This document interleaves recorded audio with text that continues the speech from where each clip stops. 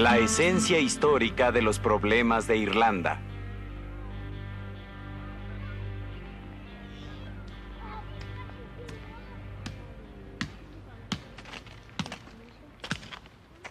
Los británicos dieron a Irlanda capacidad de autogobierno en 1921, pero mantuvieron el control de 6 condados del norte.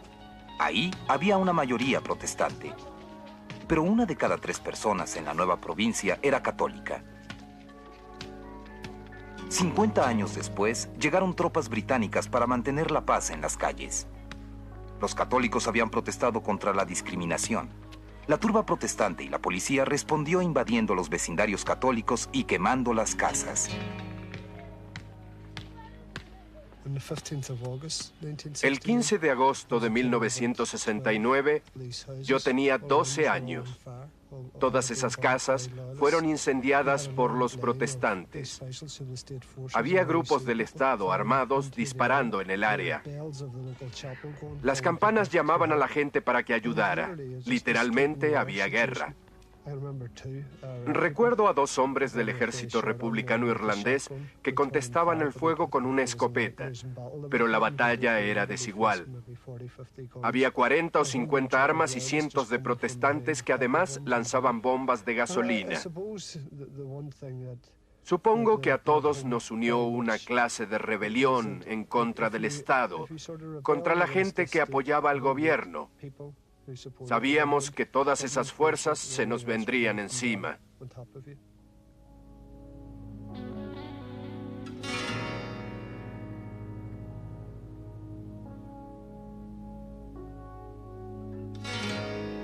Lo que inició la conflagración fue una pacífica marcha por el camino Tyrone en 1968.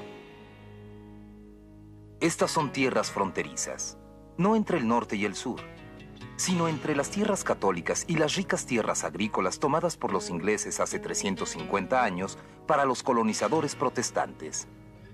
Desde entonces, los católicos del norte y los protestantes han vivido infelizmente juntos. Los protestantes tenían tierras ricas y controlaron las poblaciones. Dungannon, como muchas otras poblaciones, es 50% católica, pero los protestantes manipularon las elecciones para dominar.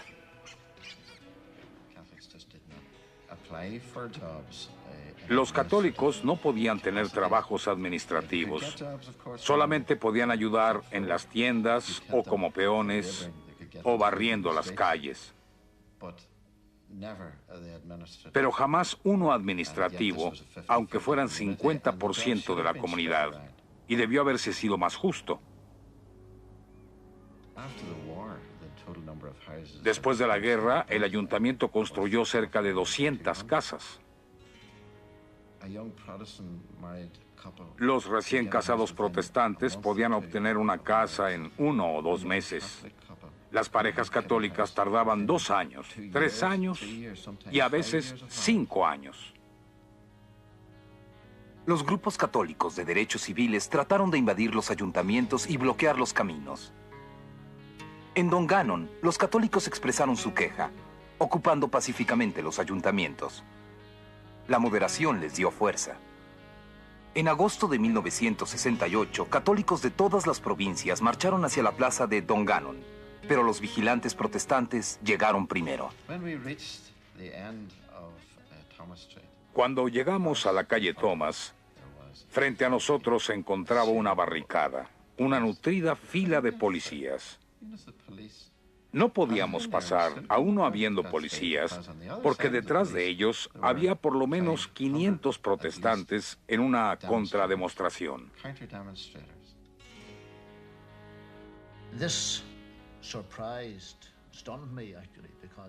Esto me sorprendió, me impactó. El típico caso de una marcha pacífica, tratando de llegar hasta la plaza del mercado para protestar pacíficamente, y éramos detenidos por la policía que daba la espalda a esta horda. Es la única forma de describirla. Protestantes que arrojaban piedras, gritaban y cantaban cosas ofensivas. Lo más terrible es que la policía los protegía. No es que no supiera sobre el problema político que había en Irlanda del Norte, pero esa fue la primera vez que me golpeó en medio de los ojos. Los protestantes no calcularon bien. Iracundos católicos marcharon por toda la provincia, logrando más cambios en 48 días que en 48 años. Fuerzas paramilitares protestantes incendiaron casas y bombardearon estaciones eléctricas, pero su violencia solamente revivió al viejo ejército republicano irlandés. La campaña de derechos civiles fue rebasada por la violencia del ERI. Las tropas británicas fueron bienvenidas en ese momento, pero pronto el resentimiento nacional creció. En la década de los 60, al principio del movimiento por los derechos civiles, se creó la percepción entre los católicos de que sería posible avanzar a la democracia en el Estado norteño. Y durante el periodo que unió a la comunidad católica, se creó un enorme movimiento pidiendo reformas desde el punto de vista católicos. El Estado reaccionó a esa campaña con golpes, gas lacrimógeno, toque de queda, prisión y finalmente asesinatos en las calles, el Domingo Sangriento. El gobierno británico instituyó reformas para los católicos, pero también accedió a la demanda protestante por una acción despiadada que aprisionó a cientos de católicos sin enjuiciarlos. En enero de 1972 se inició una marcha de protesta hacia Derry's Bogside. El ERI aceptó no participar. Se inició la marcha. Todos cantábamos, reíamos. Nos preguntábamos si nuestros conocidos se unirían a la marcha. Continuamos y la gente que nos veía pasar se unía a la marcha. Llegamos a Westland, un punto desde donde se puede ver hacia abajo. En la calle había una multitud, una masa de gente.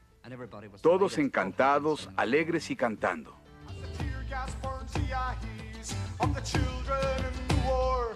The lords of mass destruction rub their hands and cry for more. And that never in a line of martyrs plant their seeds inside your head. And you take your place in the line of war for which you've been bred. Llegué a la calle Williams y vi que la plaza Guildhall estaba bloqueada. Había unos cuantos lanzando piedras, pero no eran mucho problema. Estábamos acostumbrados. Y cuando todos empezábamos a retirarnos, se escuchó, "Ya vienen los paras", y todo el mundo empezó a correr. Oímos disparos mientras corríamos a la casa. Cuando nos asomamos a una ventana, un paracaidista estaba en posición, apuntando a la ventana por la que veíamos. Disparó rompiendo el cristal e hiriendo a un niño con un pedazo de vidrio. Mi hermano Michael tenía 17 años cuando lo mataron. Las personas que estaban con él en el parque Glenfarda vieron que no podían ayudarlo y corrieron a ocultarse en una casa. Pero algunos no pudieron entrar y 5 quedaron muertos. Solo porque trataron de ayudar a Michael, él y otros murieron. Jim Ray en el parque. Ken también estaba ahí. Lo mismo que Donaghy.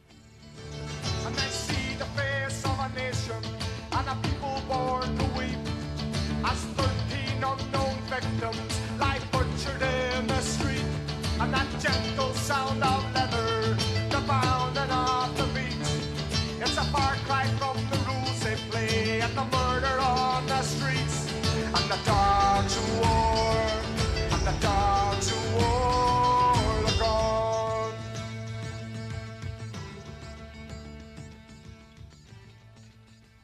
El forense de Derry lo llamó simple asesinato. Les tomó 20 años a los británicos admitir que las víctimas de los paracaidistas no eran pistoleros o terroristas. Días como este, Domingo Sangriento, hizo que los católicos formaran filas para enrolarse en el ERI. La conclusión que sacaron de eso los católicos, principalmente los jóvenes de la clase trabajadora, fue que si así eran tratados por el Estado cuando pedían reformas, entonces no quedaba otra solución que tratar de derrocarlo. Y eso revivió la tradición del republicanismo irlandés de insurrección armada contra el Estado. La idea de optar por el ERI luego del Domingo Sangriento no fue una reacción emocional a los asesinatos. Fue una reacción intelectual y coherente que abría posibilidades a la gente de la calle en lugares como Bogside. Los problemas crearon dos organizaciones nacionalistas. La SDLP Pacífica, que defendía los derechos civiles, y el ERI Provisional, que se separó del ejército. Estos eran más violentos y dedicados a la derrota militar de los británicos. Mi participación durante los años 70 fue esporádica en esa guerra. Tratábamos de planear las operaciones de 7 de la mañana hasta las 12 de la noche. Confiábamos en las demás personas. Nos quedábamos en sus casas todo el día y nos alimentaban de sus propios recursos. Después dormíamos en otra casa ese día y esa familia nos alimentaba por la mañana. Nos transportábamos en autos de esas personas y la comunidad creía que dentro de ese año ganaríamos la guerra, que derrotaríamos militarmente al ejército británico.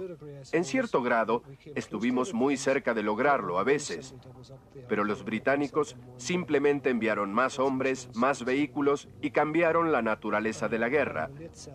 A finales de esa década llegamos a la conclusión de que sería una lucha difícil. Los británicos no podían derrotarnos y nosotros tampoco. La batalla se convirtió en política y tuvimos que ajustarnos a ella. Mientras más acorralaban los británicos al ERI en las calles de Belfast, menor simpatía había por ellos entre la población católica. Las leyes impuestas por Londres después de 1972 mejoraron el trabajo y la vivienda, pero la lucha del ejército contra el ERI lanzó a los jóvenes a los brazos de los terroristas.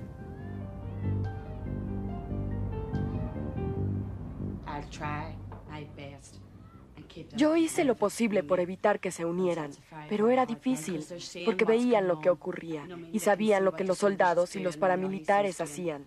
Detenían a los jóvenes sin razón y de pronto estaban entrenándolos y lanzándolos a la guerra. Mi hijo tiene 14 años y conoce a chicos que han sido señalados por el ERI.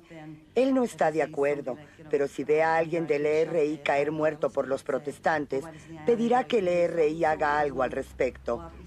Realmente no sabe lo que apoya o lo que piensa, pero lo que ve es injusto. Y si ve esto en su casa, se rebela. Pero si estos jóvenes son atrapados, entonces el mismo ERI los elimina y la mayoría de la gente en esta área está de acuerdo. Solo una minoría no lo está, tampoco con los golpes o las piernas rotas. Personalmente no estoy de acuerdo, pero no hay otra opción porque los paramilitares lo hacen. Los persiguen y los hieren, y si los atrapan, los obligan a convertirse en delatores. Y entonces el ERI los mata. Es un círculo vicioso. Los Provost surgieron como defensores del pueblo y después lanzaron una campaña agresiva con bombas que llegó a tensar al límite la relación entre las comunidades y el ERI. Y aún así siguen apoyados por las comunidades. Dentro de las comunidades en que se apoya el ERI, hay ejemplos de brutalidad del ERI en contra de ellos. Toman sus casas, toman sus autos, golpean a sus hijos y matan a aquellos que creen que los han traicionado. Y muchas personas que sufren esto, aún así los apoyan. La comunidad que sufre a manos del ERI. Hay una unión en parte comunal porque pertenecen a esa comunidad. Son nuestros hijos, no importa lo que hagan. Y además son nuestros hijos en contra del mundo exterior. Para la década de los 80, el terrorismo no había logrado nada. Entonces el ERI entró a la política. 10 muertes durante una huelga de hambre de prisioneros levantó una ola de simpatía entre los católicos. Y entonces el ala política del ERI y el Sinn Féin aprovechó la oportunidad para presentarse en una elección. Mientras más pobre es un católico en el norte, hay más posibilidad de que vote por Sinn Féin y apoye al ERI porque quiere más cambios. Ese factor de lucha de clases generada por la privación económica casi nunca se tomó en cuenta, aunque era muy importante para la solución. Al llegar a la arena política, particularmente después de las huelgas de hambre, el movimiento republicano empezó a enfrentar problemas diarios, convirtiéndose, como uno de ellos decía, en trabajadores sociales armados. Eso cambió la relación y obligó a los dirigentes de la lucha armada a considerar con más cuidado los sentimientos de las personas que los rodeaban para tomar sus decisiones. La conversión de los republicanos a la política fue muy lenta. La democracia es incómoda dentro de un conflicto étnico. Belfast es 45% católica y aún así los protestantes del ayuntamiento usaron su mayoría para evitar que los católicos se expresaran. Así pues, la democracia fue vencida. Londres impuso reformas. Los moderados del SDLT tenían apoyo en Europa y América. El acuerdo anglo-irlandés de 1985 le dio a Dublín injerencia en los asuntos del norte. El Sinn Féin hizo causa común con los desprotegidos, pero no abandonó sus raíces terroristas. Recuerdo haber visto al ir a votar a una casilla la dedicación de los miembros de Sinn Féin a su organización y los lazos emocionales que existen entre ellos y su comunidad. Pero hay otro lado de Sinn Féin que se vio después de la elección. Los miembros de mi partido y yo mismo fuimos amenazados. Ese es el lado de Sinn Féin, el que vio cómo fuimos golpeados por el ERI. Esa es la esquizofrenia que existe.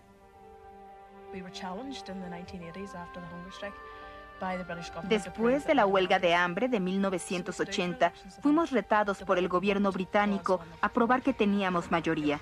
Así que nos presentamos en las elecciones y trabajamos con la comunidad como parte de la comunidad, tal como lo haría un consejero, viendo problemas de vivienda, de empleo, ayudando con la asociación de arrendadores. Todos los asuntos económicos y sociales del área, así como los asuntos políticos, el acoso, los cateos diarios, las amenazas de los escuadrones de la muerte y la colusión con autoridades, que enfurecía y amenazaba a las personas para hacerlas sentir vulnerables. Ahora somos el partido político más grande en Belfast en cuanto a preferencia, debido a los servicios que ofrecemos y a nuestro trabajo con la comunidad. Se nos ve ir por todas partes en taxis negros, donde encontramos a las personas que nos dicen, a propósito, ahora que la veo, ¿puede ayudarnos con esto o aquello? Así que tenemos mucha responsabilidad. A partir de 1983, la diplomacia internacional de John Hume, líder de los moderados, llevó poco a poco a los republicanos a la mesa de negociaciones. Pero no importa qué tanta responsabilidad había creado en Sinn Féin, gran parte de Belfast desconfiaba de la democracia.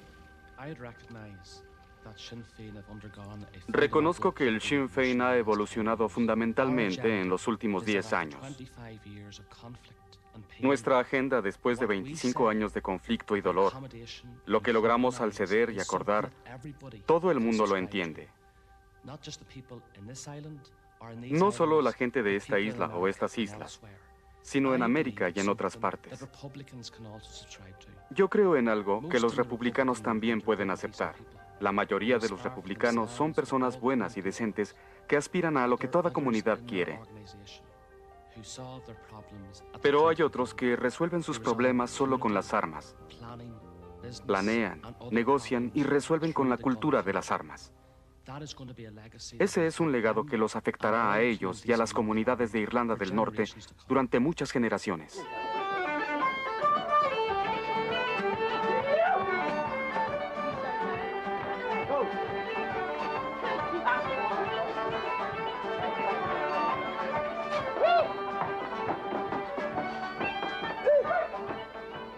Hay una nueva visión entre muchos católicos. Una revolución callada desde 1968. Los nacionalistas son ahora mayoría en 4 de los 6 condados. En Derry, los simpatizantes de la Unión han cruzado el río dejando a la ciudad en control de los nacionalistas. Entre los 70 y los 80 se abrió una brecha en la comunidad católica. Algunos que empezaron desde el fondo de la escalera cayeron más abajo. El desempleo fue masivo, pero a otros les fue muy bien. El surgimiento de una clase media católica lo atestigua. Los que aún luchan para cambiar las cosas son siempre los que obtuvieron menos de los cambios en los últimos 20 años. Aquellos que quieren un compromiso y que pueden vivir con el Estado en su forma actual, aún quieren más evolución. Y son los que han obtenido más en estos 20 años. La confianza entre los católicos es importante porque antes no la había. Hay confianza económica y la idea de que el pueblo tiene ahora un lugar en la sociedad. Otros creen que hay una confianza cultural. Ahora podemos hacer canciones sobre los conflictos. Hace 15 o 20 años eso no era posible. Los jóvenes creen que todo se arreglará muy pronto. Así que hay un aire de confianza de que saldremos de esto y decimos lo que pensamos. No estamos tan atemorizados como antes. Ha habido muchos cambios en el pueblo porque es un área nacionalista. La gente explora ahora sus creencias políticas y discute problemas de la mujer, de los niños y también los problemas del desempleo. Ya no se trata solamente de una cuestión nacionalista.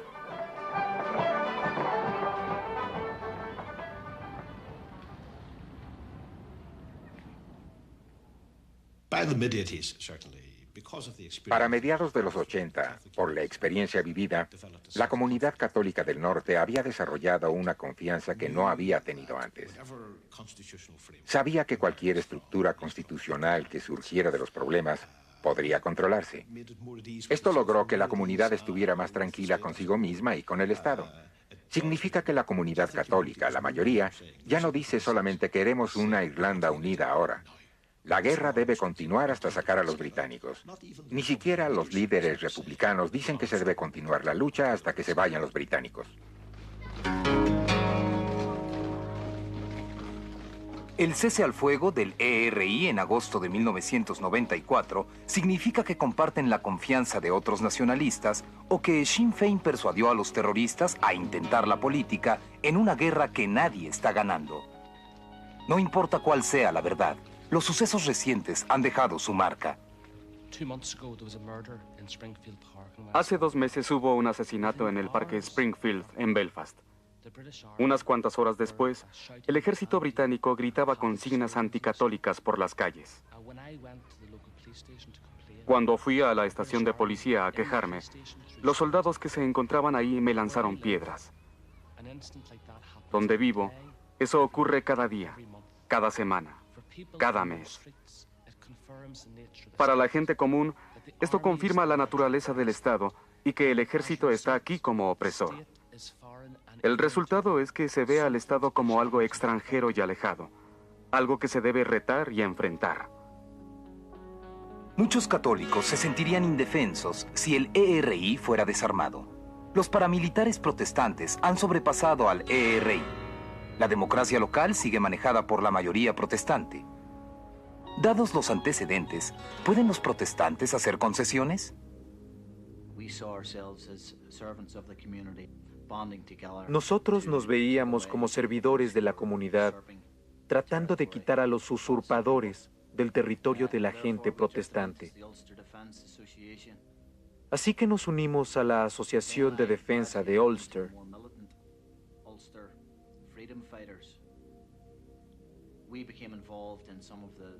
Nos involucramos en las actividades terroristas más atroces en el oeste y el norte de Belfast durante los 70. Nuestra filosofía era aterrorizar a los terroristas. Fui arrestado en 1977 después de asesinar a 2 hombres y tratar de matar a otros. Todo por causa de lo que creí era Ulster.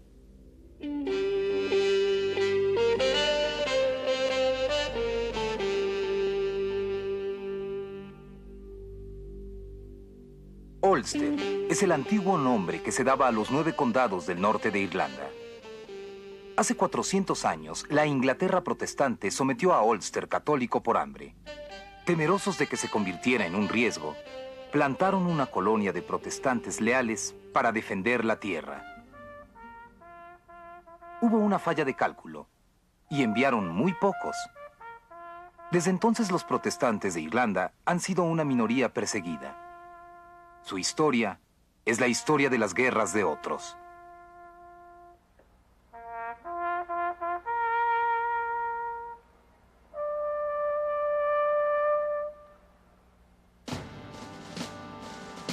La Orden Orange de Ulster conmemora la batalla del Boyne, la victoria de un holandés sobre los católicos de Ulster durante una guerra con Francia.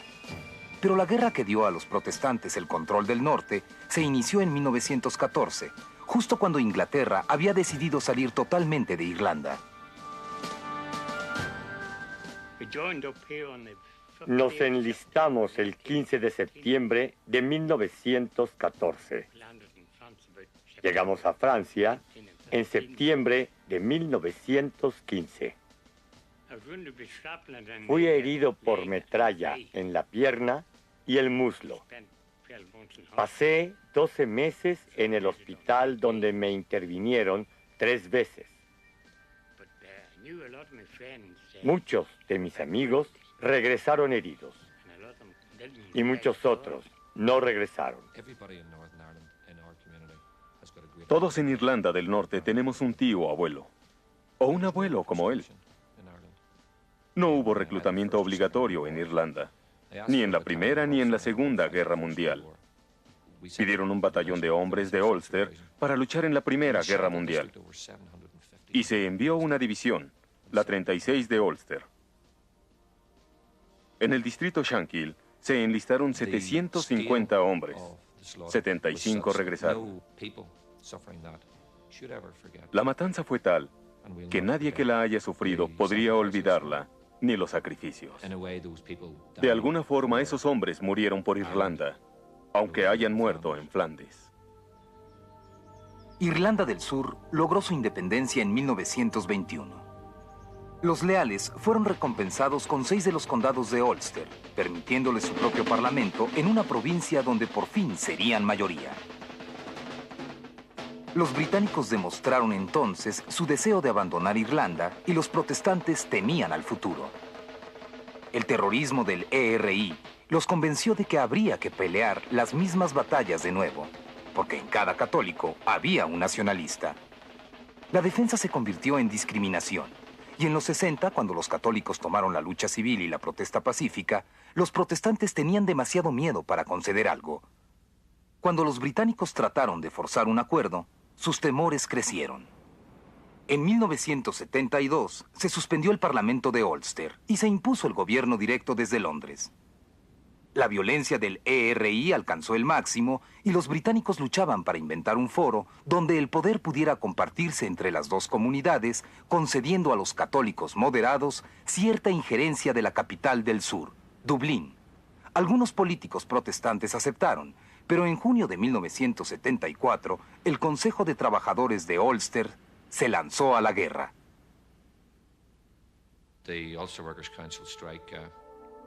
El Consejo de Trabajadores de Ulster, en 3 o 4 días, logró el apoyo de todos los unionistas del norte de Irlanda.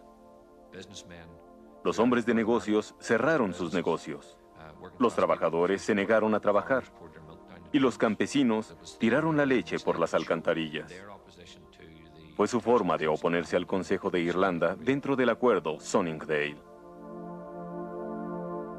El primer día, solo se unió el 10% de los trabajadores. Luego, se supo que el Consejo de Trabajadores de Ulster involucraba a otros grupos leales paramilitares que habían luchado en contra de la reforma desde los años 60.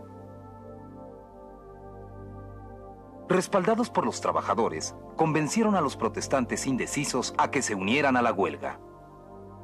Mi papel durante la huelga fue como director del comité. Yo provenía de la organización UDA, donde fui portavoz político. Instituí un grupo consejero político con las 8 organizaciones paramilitares de Irlanda del Norte.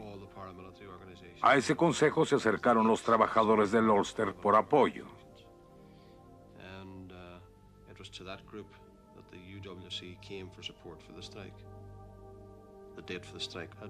La fecha de la huelga la establecieron Andy Tirry y yo. Andy era el director de la Asociación de Defensa de Ulster. Los primeros 2 o 3 días hubo intimidación psicológica. Levantamos barricadas para demostrar a las personas que el movimiento era verdadero y hasta las últimas consecuencias. Tuvimos que intimidar psicológicamente para iniciar el momento. Después de 2 o 3 días podríamos retirar las barricadas, ya que toda la población apoyaba la huelga.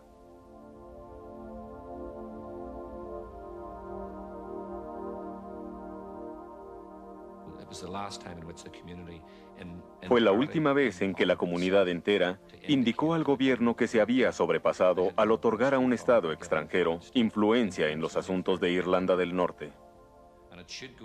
No debe verse como algo negativo, sino como algo muy positivo. La unión de un pueblo que está siendo injustamente relegado por su gobierno para obligarlo a dar marcha atrás.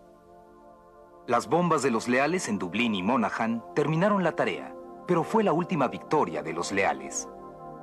Los paramilitares empezaron a reñir entre ellos sobre planes de reforma, acabando en turbas sectarias dedicadas al delito y al crimen. Lo terrible de la huelga del 74 fue que los políticos unionistas recuperaron el control y acabaron con la iniciativa. Se dedicaron a planear su propia huelga en 1977, la que fue un fracaso total, no solo destruyéndose a sí misma, sino a la de 1974.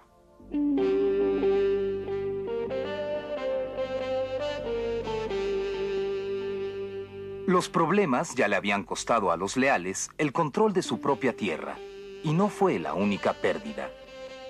Las fábricas y los astilleros de Ulster fueron, una vez, motores de la vida protestante, pero desde la crisis del petróleo en los 70, Irlanda del Norte se convirtió en el lugar más desindustrializado y subsidiado de todo el Reino Unido. El viejo mundo protestante del avance industrial y el soborno quedó atrás.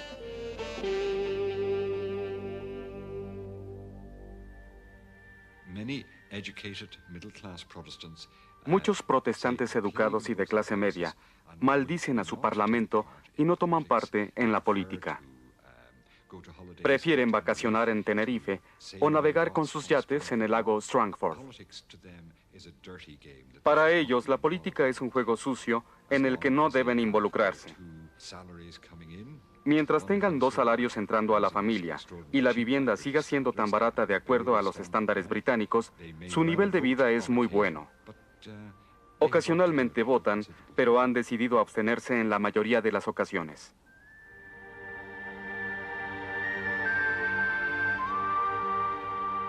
Los protestantes pobres no pueden abstenerse, solo han perdido sus trabajos. En el peor de los casos, solamente les queda un pedazo de tierra que pueden llamar suyo. En 1969, esta era una propiedad por la que la gente hubiera dado un brazo. Ahora lo harían para poder salir. No hay servicios comunitarios ni organización juvenil. Estamos justo afuera de lo que llaman el centro comercial de Glencairn. La gente piensa que los protestantes tienen todo y los católicos nada. En áreas como esta es justo al revés. Esta es una comunidad en contra de sí misma. Los jóvenes enloquecen de aburrimiento. Salen de la escuela sin una educación real y sin posibilidad de empleo. En Glencairn el desempleo es del 63%. Algunos optan por el crimen, y de ahí solo hay un paso al paramilitarismo. Los problemas continuos durante 25 años son lo que hace diferente a Ulster en cuanto a pobreza y desempleo de Inglaterra y de la República de Irlanda. Si se tiene una guerra constante entre las comunidades, entre las fuerzas de la ley y el orden, y entre los gobiernos, las cosas se polarizan a una cuestión tribal que ya no tiene que ver con religión o política, solo tiene que ver con este es mi territorio y voy a mantenerlo. Y si alguien lo usurpa, voy a asegurarme de que no lo haga 2 veces. A veces se piensa en ceder e irse a otro lugar. Pero esa no es la respuesta. Este es mi país y estoy orgulloso de este lugar. Puede que no les parezca mucho al verlo, pero voy a quedarme aquí y nadie puede obligarme a salir. Para 1985, la lucha por la vivienda y el trabajo para los protestantes se convirtió en una lucha por su territorio. Luego, los británicos hicieron un trato con Dublín, el acuerdo anglo-irlandés que instalaba oficiales del sur de Irlanda en el norte. Esto dio seguridad a los católicos moderados. John Hume, el líder de la SDLP, logró la reunión de los gobiernos, pero 200.000 protestantes se lanzaron a las calles. Para ellos, fue una traición peor que la de 1974. Los unionistas estaban furiosos por la firma del Tratado Anglo-Irlandés de noviembre de 1985. Se quejaban de que no se les había preguntado, de que no habían sido consultados. Pronto se supo que John Hume y la SDLP sí habían sido consultados extensamente y, por supuesto, el gobierno de Dublín estaba involucrado.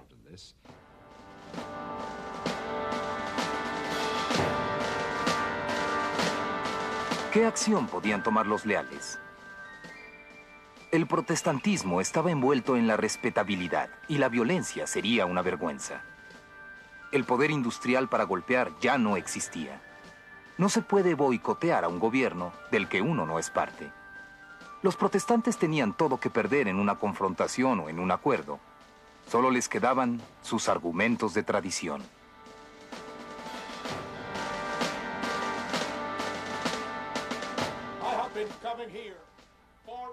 He venido aquí durante 46 años. Y esta tarde quiero decirles que no he cambiado mi mensaje ni una coma. Seguiré declarando la misma doctrina del protestantismo evangélico que declaré en la primera ocasión. El gobierno de Dublín tiene hermanos y hermanas, compañeros protestantes, una lujuria codiciosa por este país. Dudo mucho que el gobierno de Dublín pueda costear a Irlanda del Norte en este momento. Se requieren como 4.4 billones de libras de subsidio por encima de lo que se colecta de impuestos en la región. Simplemente el pueblo no puede pagar y ellos lo saben. Pero el acuerdo anglo-irlandés para los protestantes es el primer paso de una autoridad conjunta entre Dublín e Inglaterra, al que seguirá el siguiente paso. El retiro gradual de los británicos de Irlanda del Norte, dando más y más control y autoridad a la República de Irlanda. Así que sus peores pesadillas se convertían en realidad.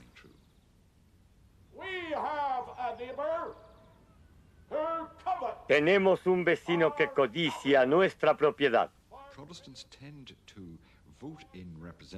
Los protestantes tienden a elegir representantes rígidos y belicosos que quieren defenderse en contra de la mayoría católica de la isla y en contra de gobiernos hostiles de Inglaterra. Cuando se defiende algo, no se tiene que elaborar un programa de cambio, solo se requiere permanecer firme.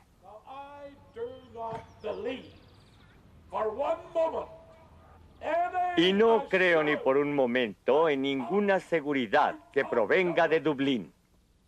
El Dr. Paisley es el político más popular y longevo de Irlanda. Mientras más amenazados se sienten los leales, más se aferran a sus viejos símbolos, ensanchando la brecha con los británicos.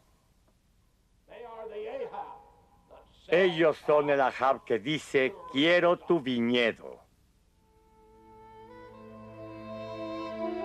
Todo lo que separa el norte del sur es una línea en la campiña.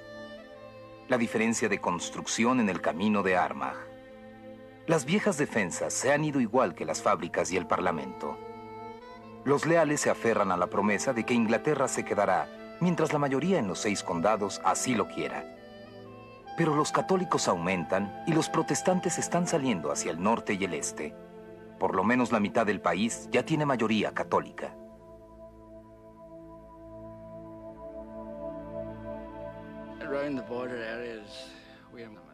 En las áreas fronterizas somos minoría. Estamos rodeados de los nacionalistas que ven las cosas diferentes.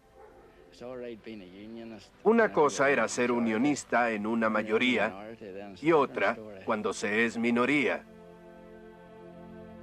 En Darkly, Armagh, los leales han construido una capilla nueva. La vieja es un monumento a un ataque terrorista, un intento más para expulsar a los protestantes. La gente estaba en un servicio nocturno cuando llegaron los terroristas. Mataron a los 3 ministros y luego dispararon contra la concurrencia. Fue un milagro que no mataran a 20 o a 30, sino solamente a 3. Hemos tenido un éxito masivo de población de Londonderry hacia la frontera, Newry. Se estima que más de 60,000 personas se fueron.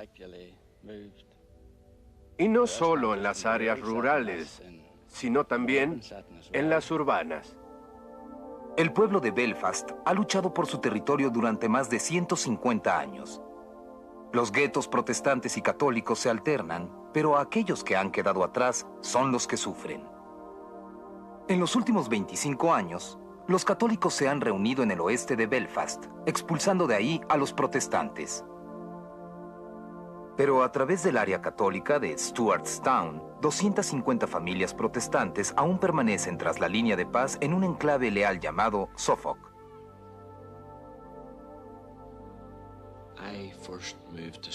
Yo vine a Suffolk en 1944, cuando era un área rural.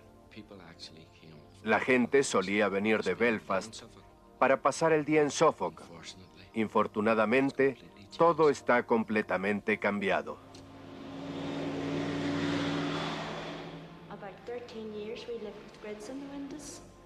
Hace 13 años vivíamos con rejas en las ventanas. Nos sentíamos como monos en el zoológico. Por las noches colocábamos una barra de hierro en la puerta para evitar que fuera derribada. Y eso ocurrió años y años. A nadie le importaba. La policía venía y nos decía, ¿no han pensado en mudarse?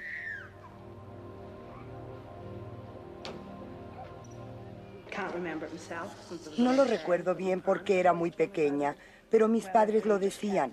Los católicos o el ERI llegaban en un camión con armas en medio de la noche y nos decían que saliéramos.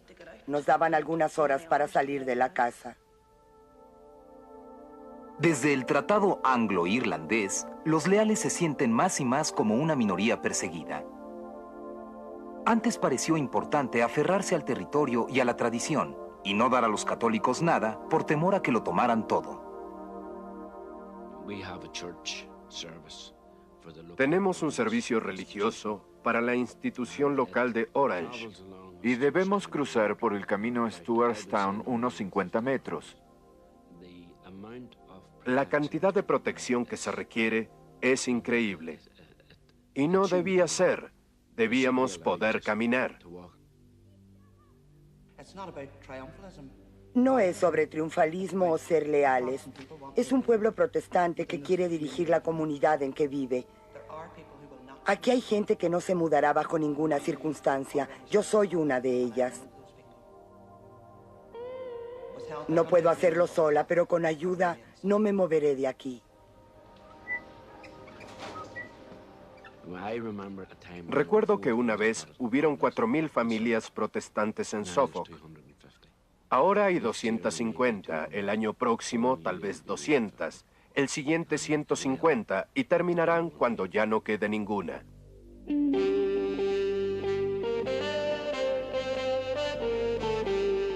En 1993, Londres declaró que no había razón estratégica para permanecer ahí.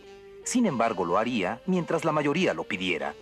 Para los leales, fue otra traición. Los protestantes están confundidos, no saben cuál es su identidad. No saben por qué son británicos. ¿O por qué son irlandeses? No hay por qué decir que somos británicos si Inglaterra no nos quiere. Es inconcebible que yo deje de ser británico. En el extranjero, piensan que de alguna forma entre Whitehall, la casa Abbey y la oficina de Westminster se crucen varios documentos por fax a través del mar de Irlanda y dejemos de ser británicos. Yo jamás dejaré de ser británico. Los protestantes queremos trabajar con los católicos, pero no queremos que nos digan qué hacer. Trabajaremos con ellos a un nivel básico, pero no dejaremos que nos den órdenes. Hay 1 millón de protestantes aquí, pero además el 60% de los católicos romanos no quieren una Irlanda unida. Y una gran mayoría de la gente del sur tampoco quiere una Irlanda unida. Muchos leales creen que el cese al fuego del ERI fue comprado en un acuerdo secreto. Los paramilitares leales no aceptan la paz a ningún precio. Los paramilitares leales dicen que lo que funcionó para unos funcionará para otros. Si ellos llegaron a la mesa de negociación con bombas, nosotros podemos bombardearlos igual. Si ellos pudieron asesinar a tanta gente que obligó al gobierno británico a cambiar su postura, nosotros podemos asesinar igual, para que vuelvan a rectificar la postura. Ya no importa quién gane las elecciones, porque los líderes políticos han quedado a un lado. E igual que el viejo duque de York, marcharon con los leales a la colina, luego bajaron y nada cambió. Lo que yo veo es un círculo vicioso de eventos. Los jóvenes paramilitares tienen sus propias ideas, su propia filosofía política y armas y entrenamientos superiores. Rápidamente forman sus opiniones políticas y llevan a cabo lo que piensan. Ahora se está en el juego de la espera. Se espera que las palabras del ERI se conviertan en acciones, que los leales acepten una mesa de negociación. No ha habido un golpe de los leales, por lo que un referéndum parece ofrecer a los protestantes alguna seguridad. Pero muchos siguen pensando que tienen todo que perder. Creo y espero que Irlanda del Norte no sea otra Bosnia, que no se hunda en esta violencia étnica a escala colosal.